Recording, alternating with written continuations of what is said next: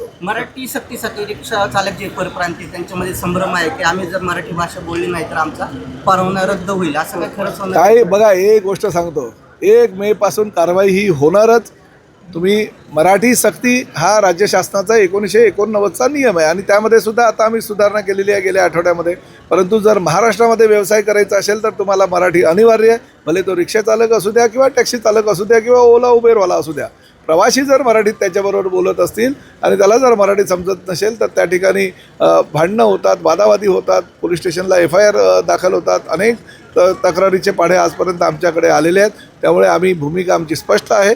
महाराष्ट्रामध्ये जर व्यवसाय करायचा असेल तर तुम्हाला मराठी अनिवार्य आहे आणि मराठी शिकण्यासाठी साहित्यिकांनी काही पुस्तिका बनवलेली, त्याचं विमोचनसुद्धा काल माननीय मुख्यमंत्र्यांनी, दोन्ही उपमुख्यमंत्र्यांनी केलेलं आहे. त्यामुळे आम्ही शिकवण्याचासुद्धा प्रयत्न करतो आहे. परंतु तरीसुद्धा कोणी संभ्रमात राहू नये. महाराष्ट्रामध्ये राहायचं असेल, व्यवसाय करायचा असेल तर आपल्याला मराठी अनिवार्य आहे. RMC ट्रकमुळे 10पेक्षा अधिक नागरिकांची नाही बोला, हां बोलिये, क्या RMC बोलते ट्रकमुळे हैं? विषय आता मला